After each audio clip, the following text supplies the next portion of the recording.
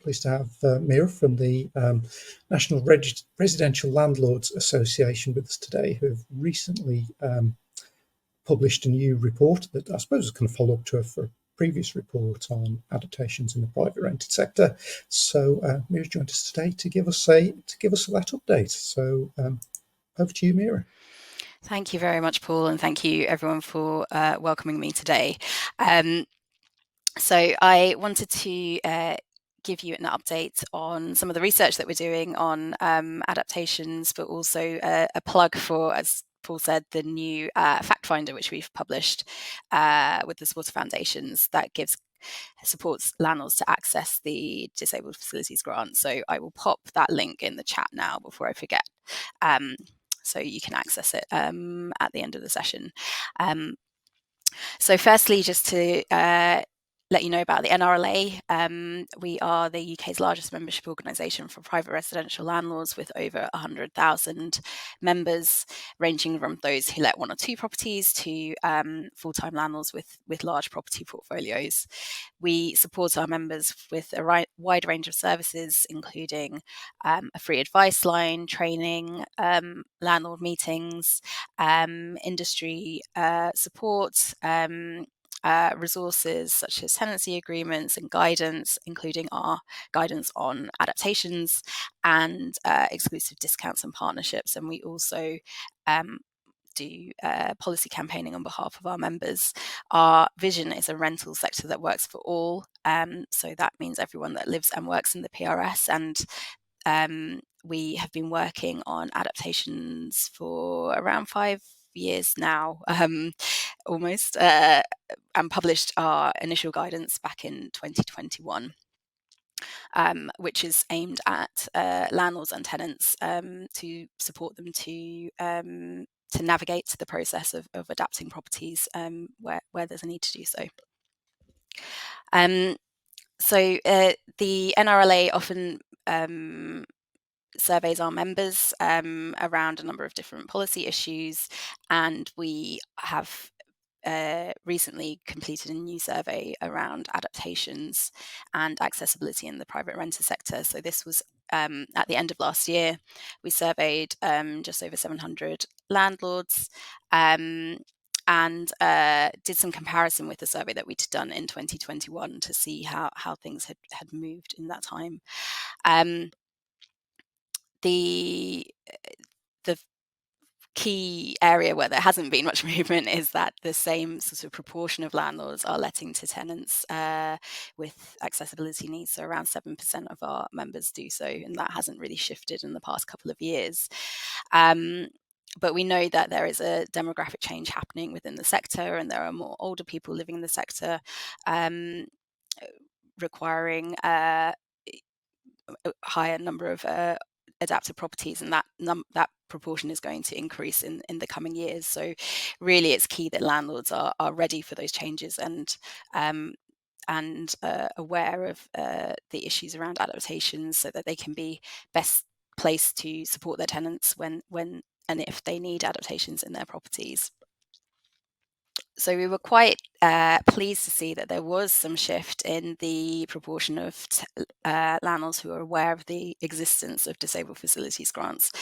Just under 2/3 of landlords were unaware, but this was an improvement from the 2021 levels, where 78% of landlords were unaware of DFGs. So we're seeing that there is an increase in awareness gradually across the landlord cohort. Amongst the landlords that were aware of the DFGs, just 1% had indicated that they've used them. And that contrasts with 17% who stated that they were aware but hadn't used them, and further 18% who had some awareness but were not sure how it works. So I think that the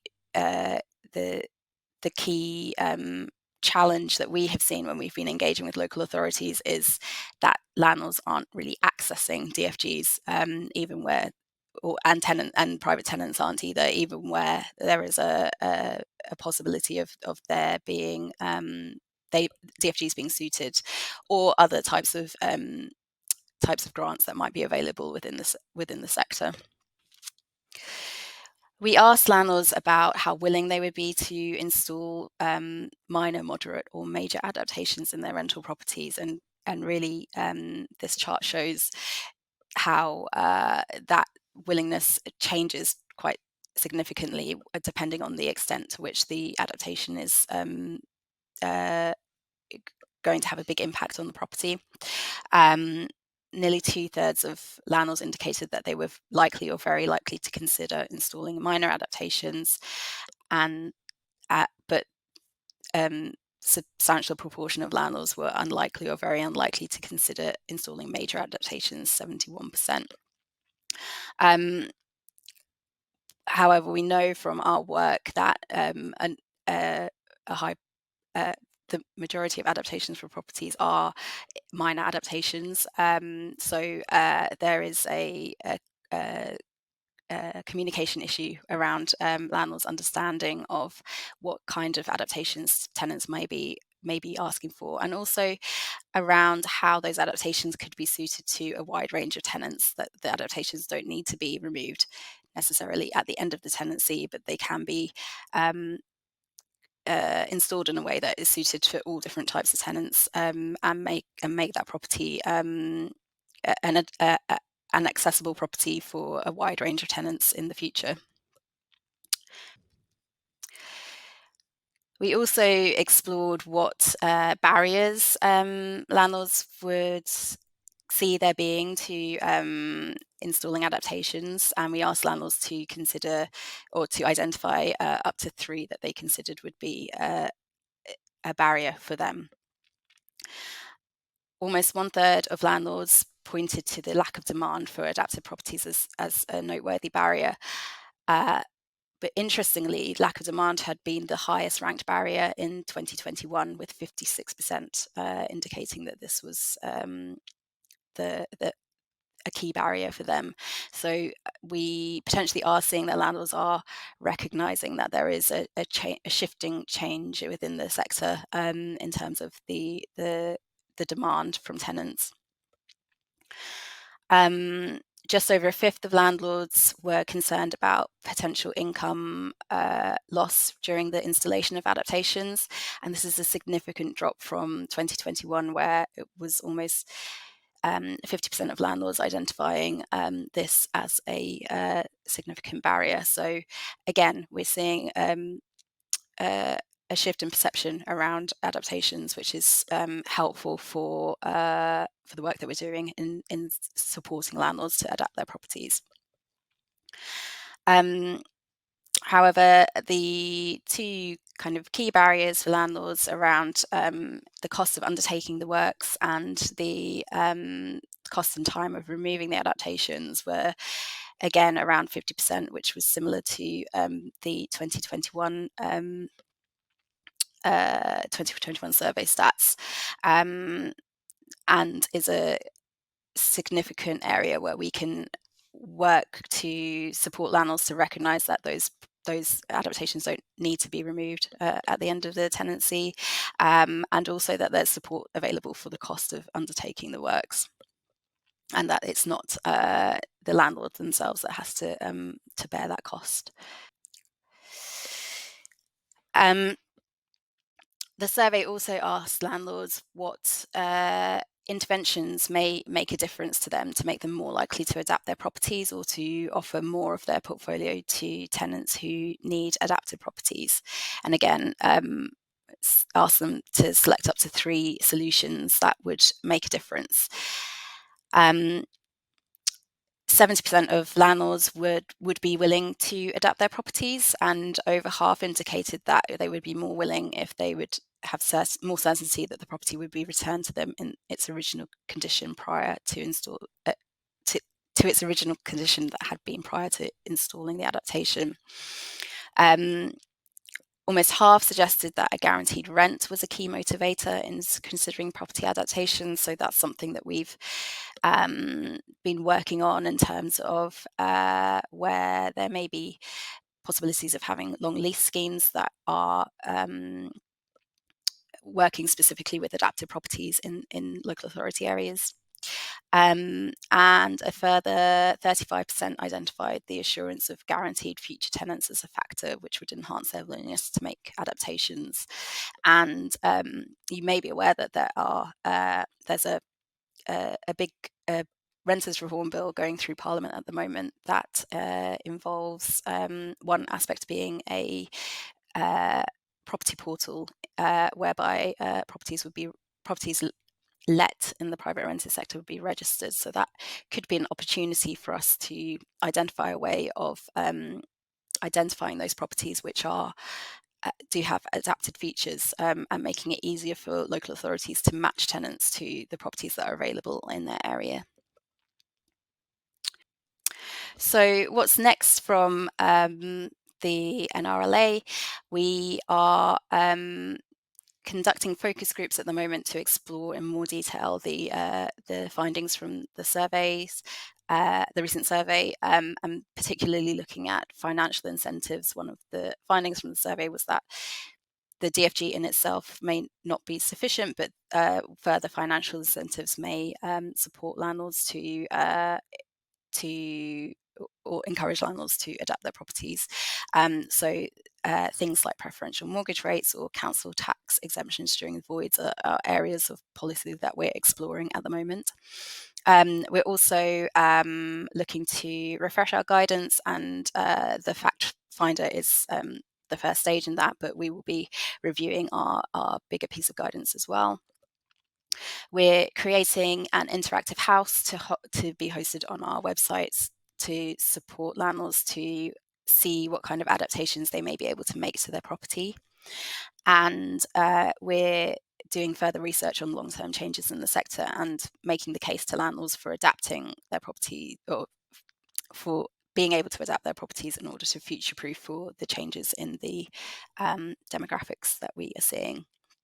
And finally, we are looking to develop partnerships with more service providers who'll be able to support landlords to adapt properties, and particularly adaptations which look more attractive than the traditional view of sort of clinical adaptations, and which would be able to remain in situ in the property long term. The research that I've discussed is available on our website, and the link is there should you want to read it. So if you'd like to download our guidance or the fact finder, I've popped the fact finder link in the chat, but it's also available on our campaigns page, and I'm very happy to take any questions, or please feel free to email me if you want more information. Great, thank you, Meera. I think it's some of those statistics show things are definitely moving in the right direction, aren't they, in terms of kind of attitudes and understanding around DFG. So it looks like kind of the first report has been certainly well received and understood by the sector. Is that kind of your feeling as well? Yeah, I think the challenge that we are trying to address with the next phase of the campaign is really that if you haven't had experience with a tenant who needs adaptations, or you haven't had sort of personal experience with it, then you might not necessarily look for the information. So it's really Yeah. about trying to access those landlords who, once they hear about the idea, are open to it, Yes.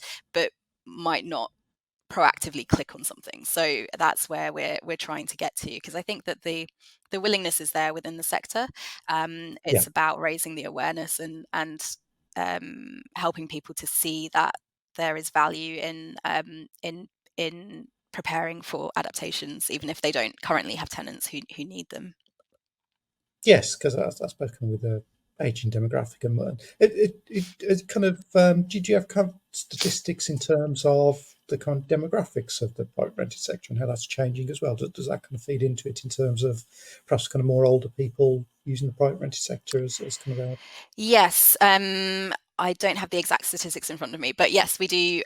There's been some research. I think there was some recent research from one of the parliamentary groups which showed that the aging profile of the private rented sector, and that's going to increase in the next few decades. So it's something which I think landlords are going to be increasingly facing, even if they're not at this moment, and that's something that we are doing some work on as a bigger campaign, looking ahead to what the private renter sector will be looking like in sort of 25 years time, and how it needs to be prepared for that. So adaptations is definitely a key area that we are focusing on as part of that campaign as well. Yeah. But do you see it as a question from Penelope there? But in terms of the kind of approach, I suppose there could be either I suppose kind of a stick approach from the Equality and Human Rights Commission potentially around if kind of landlords don't support adaptations. But it kind of looks from the report that perhaps more of the kind of carrot approach in terms of incentives seems to be the way to go. Would you kind of see that as a positive approach? Yeah, I think, I mean, landlords have a quality duty anyway, so they mustn't discriminate against tenants on the basis of their disability. But the requirement is that they consider, or they don't unreasonably uh, reject an approach to adapt a property. Obviously, where there's more major works done to a property, that's can be more challenging. So I think it's Yeah, around showing landlords how actually that isn't about necessarily an individual tenant, or only just about an individual tenant. It can be something that's positive for them going forward, and for their yeah. property, and making it accessible to a wider range of people. And I think taking that approach and sort of making the business case for it to landlords is really the way to change minds on that. Yes, yeah. And we've just had the DFG data from 2022-23, and the kind of proportion going to the private rented sector was still around kind of 7 or 8%. But it's I suppose if more landlords are aware of it, then potentially, do you think that could increase, or do you think there are any other what would help more landlords, I suppose, kind of take up the option of DFG for their tenants? I think there's a few areas, definitely this sort of awareness of it, but also landlords have concerns about how the works are done, using their own tradespeople to install works, for example, or being able to choose the kinds of adaptations that are put into the property, whether they want to top up the DFG in order to get something that is more appealing to them. Yeah, So those sorts of elements are things which we have included in our guidance that m- landlords and may not be aware of when they're first yeah, approached, but which make the process more appealing to landlords because they have a little bit more control over it. I think yes, there is yeah, a concern, there can be a concern that something's going to be changed to their property, and they don't have that kind of control over what those changes are and how it's going to look. yeah. I think we see something similar with social landlords as well in terms of that level of control. Just a question from Judith around post adaptation. Do you see kind of landlords increasing rent That's or not? that's not something that we've seen specifically. I think that the benefit for landlords of adapting the properties in terms of the tenancy is that um, disabled tenants who have an adapted property will often want to stay in that property for a longer period of time. They will look after that property well because it's suited to them, and there's a benefit for landlords of having a good tenant in a property for a long period. They're avoiding a void, they're avoiding a Yeah, changeover of tenancy. So um, there's actually benefits to landlords of um, making those changes and supporting those tenants to stay in the property. So it's not something that we've seen specifically, but I think also because the numbers are quite small in terms of who, the proportion mm, who are actually letting adaptive properties at the moment, it's hard to draw strong yeah, yeah, conclusions. yeah. I mean, kind of from the list of kind of opinions on that one side, it looked like kind of if the landlord was making the application and controlling the works and using their own builders and specifying what was put in, then that could make a potential difference. So yeah, kind of the application of landlord applications. Yeah. More landlord applications would seem to potentially help the situation, I think. Yeah, absolutely. I think landlords may not be aware that that's an option for them. There's also, we didn't actually see that much difference in terms of the proportion of landlords who self-manage and the proportion who use agents who are letting to adapted properties. But I think the there is a difference in terms of how a tenant approaches that with an agent versus a landlord directly, and it can be more difficult to potentially have that conversation indirectly with a landlord via an agent. So that's also something to bear in mind. Yeah, great. Well, thank you, Meera. I know you got to shoot off, but do appreciate you joining us this afternoon. And thank you for giving us the update from the NRLA. Thank you Thank very you. much.